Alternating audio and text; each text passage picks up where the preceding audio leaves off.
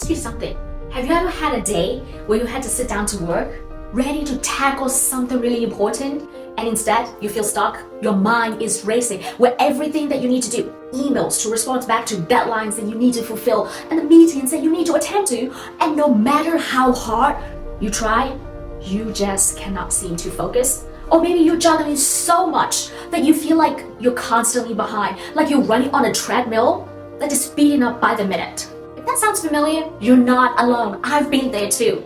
Hey friends, I'm so honored to be here with you at this session. My name is Khai. I'm a neuroscientist, a data scientist, and a mental fitness coach.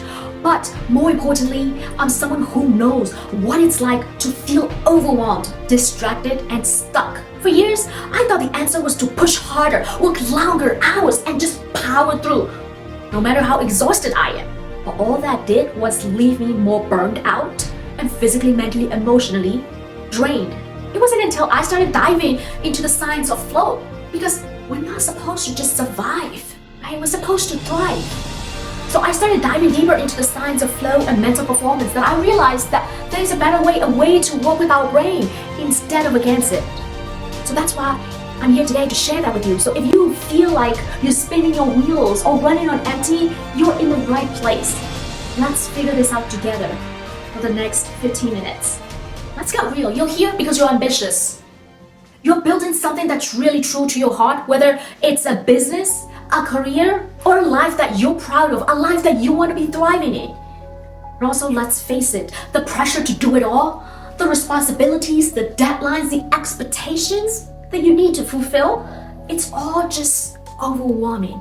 Maybe you're a business owner trying to grow your company, but there are just so many things that you need to do, so you need to maintain that sanity. Or a leader who is leading the entire team, the entire organization, but secretly you're doubting yourself. A creative person with all these big ideas, but no clear path to execute them. Or someone who just starting fresh, transitioning into a new field, a new career, starting a new speaking career, right? Trying to figure it all out to see how to make it all work. Whatever your situation is, the good news is there's a way to move forward without running on empty. Today, I'm gonna show you how to unlock that flow state. You probably have heard of it. The Olympians, the musicians, the athletes getting in the zone. But you and I can also achieve that flow state. Anyone with a functioning brain can achieve the flow state and get into the zone where we are immersed in whatever that we're doing. Time just flies and we're performing at our absolute best. Okay? Before I show you how to get into the flow state, let's first figure out what's blocking you. See, flow is a biological state, but with the right conditions, the right space, the right environment, it's just much easier for us to get into the zone. So let's figure out what's blocking you. There are three biggest culprits of flow blockers that I see in myself and in my clients, and I bet one of them will resonate with you. So let's dive into the flow blockers. I want you to grab a pen and a paper and maybe write it down or circle which one resonate with you. You ready? I'm going to be writing it down here. Let's go. So flow blockers. Alrighty. So number one that we have is the overwhelm. You've got so much on your plate that you don't even know where to start. Your to-do list is just growing exponentially, right? Number two, you ready? Number two is exhaustion, right? Again, this goes back to having so much to do. And at the end of the day, at the end of the week, the month, the year, you're running on empty. And no amount of coffee and caffeine seems to help anymore. You're just at this point, basically a somewhat functioning zombie. And you just keep on consuming caffeine just to stay up, because you just keep on pushing yourself through, powering through, because you have so much to do. Number three, you ready? I'm sure that we all have experienced this. That is the distraction.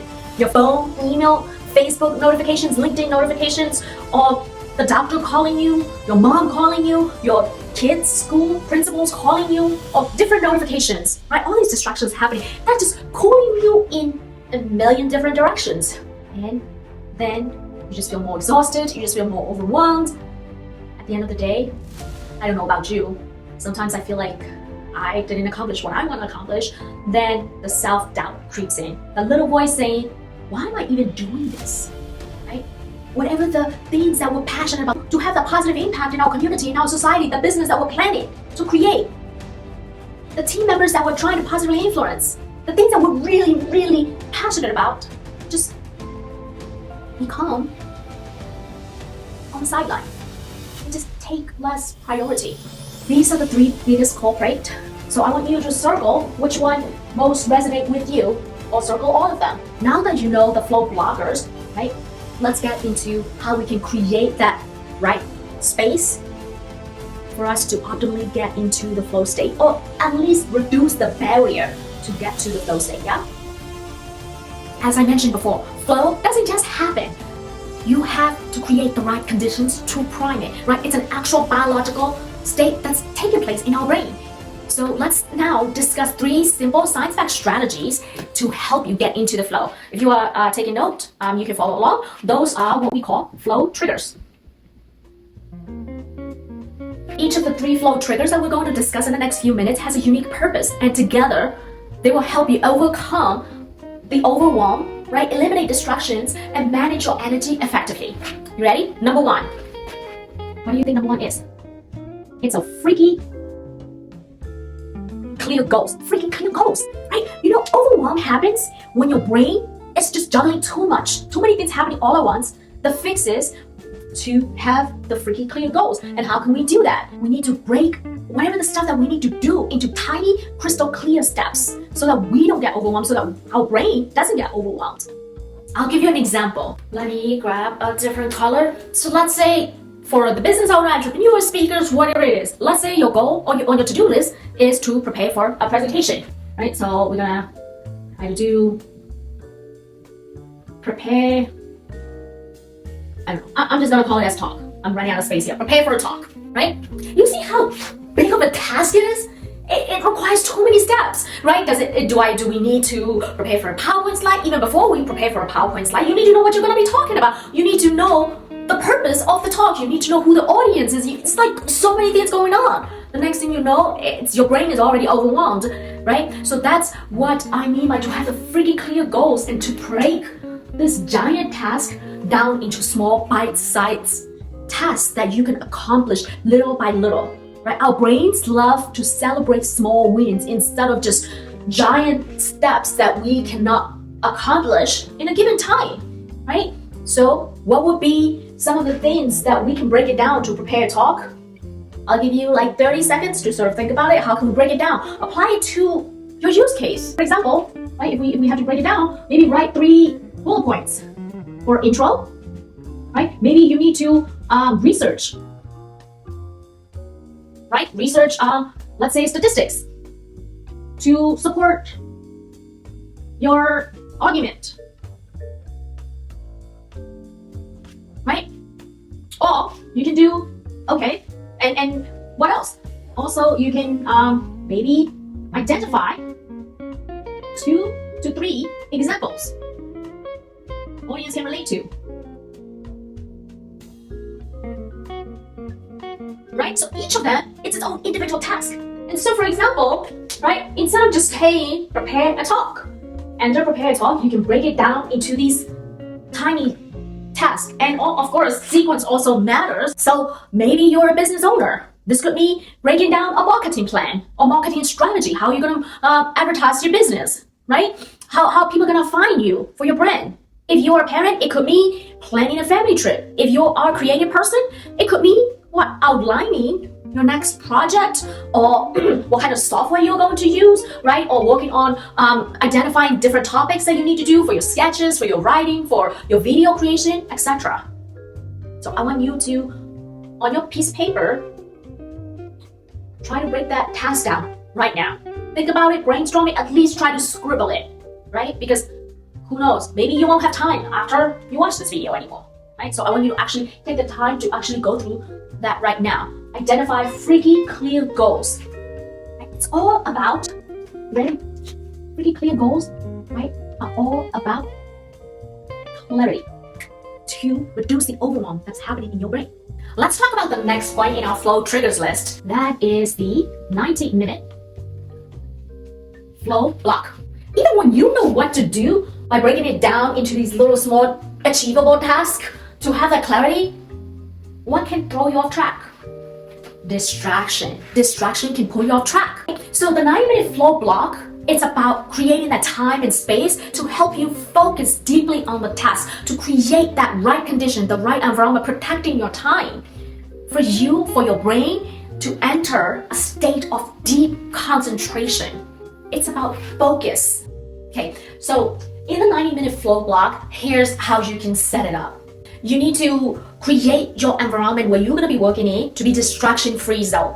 What I mean by that is you can put your phone on do not disturb mode. If you're working on the computer, there's also an option for do not disturb mode, right? For the next 90 minutes, your goal is to focus on one of these tasks. Don't try to tackle all three. Just try to focus on one task that you actually need to do. So in our case, for prepare the talk, just focus on, okay, I need to identify 3 points to create the introduction. Just focus on that in this 90-minute flow block. If you live with roommates, if you're working in a team setting, or if you're at home, you can notify your spouse or the people in your home, letting them know, hey, I would really appreciate it if you try to keep the noise down. I'm going to be focusing on whatever I need to do, like for the next 90 minutes, so please do not open the door. I'm going to be focusing on whatever I need to do for the next 90 minutes, right? Create that distraction-free environment ahead of time. Let people know. Ask other people for help in terms of like watching your kids or whatever that you will need to do, so that for the next 90 minutes, your brain is distraction-free. Your brain is focusing only on this one task, the one small task that you break it down. So after 90 minutes, you need to take a break, because what you just do in that 90 minutes, focusing on this one task, being laser focused, what's happening in your brain, it's actually using up all those resources, right? The biological resources. And so it's really important after you finish your 90-minute flow block, you take some rest. So you can even take 15-minute rest, right? Recharge. So that could mean, go for a walk, right? Maybe exercise, just rest. Okay, so this will allow your brain to then recoup all those resources necessary. Think of your brain after the 90-minute flow block as needing to recharge your phone, right? Because if you keep on using your phone for the whole entire day, what happens? The battery is going to drain. So is your brain. So if you're a leader, this could mean that you're blocking your time, right, to strategize a plan for your team, right? It might not necessarily look like prepare for talk, but block that 90-minute out to solely focus on coming up with a strategy plan for your team, right? If you are a student, it could mean studying for the exam.